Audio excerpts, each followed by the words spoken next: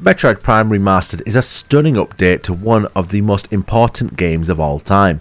If you're a fan of the medium of video games, it's hard to say Metroid Prime isn't an essential pickup, just for the pure importance and influence it had on everything that came after it. It's like kind of being a music fan and never having listened to OK Computer or Illmatic, or being a movie fan and never having watched Shawshank Redemption, Schindler's List, or, I don't know, Citizen Kane. Quick sad story before I continue though, DJ cue the music. I did have a GameCube in 2002 with Metroid Prime, but sadly my flat was robbed as a student and the GameCube went with it, so my opportunity to play and experience Metroid Prime in its prime was cruelly taken from me. Now if that story hit you in the feels, then please feel free to like and subscribe. Thank you.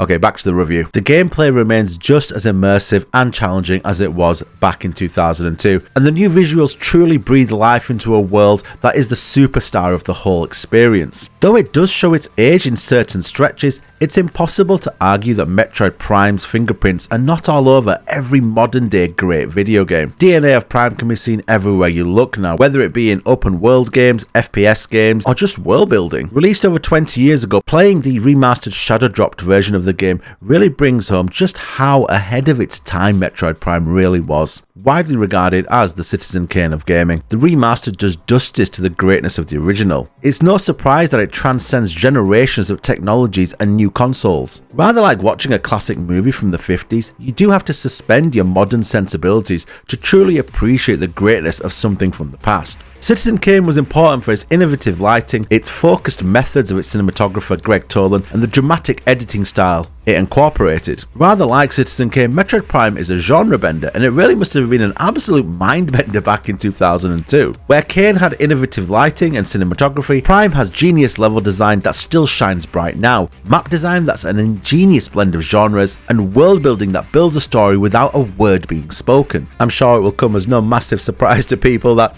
the term Metroidvania is of course coined from Metroid, surprisingly, and Castlevania, and it holds up. The levels in Prime are intricately designed and beautifully rendered, with so many hidden areas to discover and secrets to uncover. The puzzles are challenging but never frustrating, and the sense of exploration is just so mind-bogglingly, I can't even say the word, ahead of its time. Samus's solitary journey between alien life forms and hard-to-find save points invokes those souls-like memories of finding bonfires and thanking the gaming gods that you don't have to retrace your steps or lose progress. The storytelling is done through scanning parts of the world, very 2002, it's all lore, written text, no cutscenes. Now this may be a turn-off to the modern-day player, who are used to more cinematic games, but it actually adds to the sense of isolation and the feeling of utter loneliness that is the hallmark of the Metroid series. You are truly alone as a kind of bounty hunter in this hostile world, with only you, your wits, your weapon, and your puzzle-solving skills at your disposal. Moving specifically into gameplay mechanics and controls,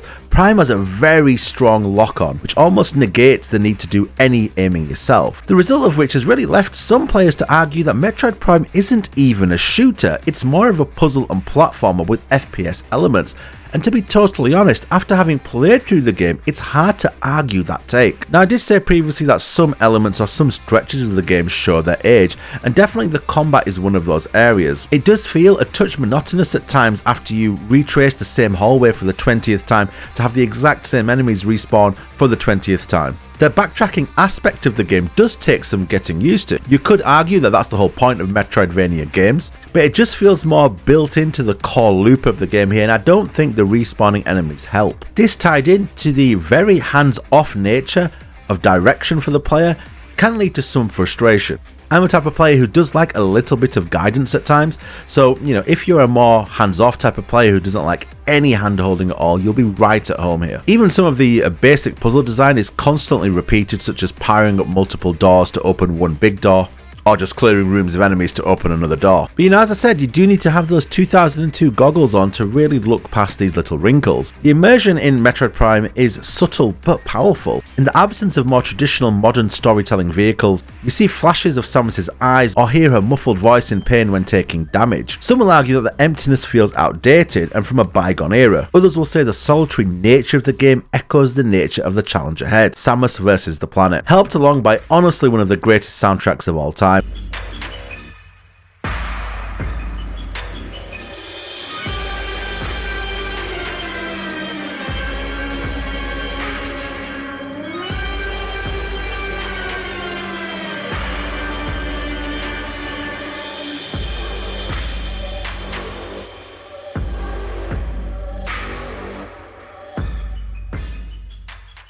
a kind of orchestral space opera with techno and EDM foundations, and weirdly it just matches the world you're on. And to be honest, the overall sound design is a standout. It's used to build atmosphere and to drive the mission forwards. It's almost like a catalyst, just pushing you along the story. Regular weapon and suit upgrades keep things fresh, and the switches between genres keep you engaged. It really is the perfect game in so many ways. There was never one moment where I was bored. Sometimes the backtracking got me a little bit sighing under my breath, but other than that, it's incredible to believe this game was made in 2002. To put it simply, if you're a lover of video games and the history of gaming, Metroid Prime is a must play. You could even argue that the remaster is a system seller for the Switch. I mean, you've got Legend of Zelda Breath of the Wild 2 coming soon. I mean, now is an incredible time to pick up a Switch OLED if you haven't already. Highly recommend the game. I mean, it's a masterpiece. Yes, it shows its age at times. If you're going to review it from like a modern point of view, you could probably say, you know, it's got some issues in terms of gameplay implementation. But if you're going to review it from the sense of history, from the sense of grandeur, it's hard to argue that this is nothing other than just an incredible piece of work. Anyway, that's that. If you enjoyed it, please like, subscribe, and let me know what you thought of the remaster. Let me know what you think of the sequels to Metroid Prime, because I believe there's a few of them and they're all pretty good. I've actually got Metroid Dread to play next. That was my plan anyway, to play Metroid Dread, and then Shadow dropped Prime, so I was like, oh, I'll play Prime and then I'll play Dread. So I'm going to pick up Dread now. Yeah, we'll be doing some Atomic Heart as well, so stay tuned, take care, and yeah, hit those buttons. Go on, go on, go on.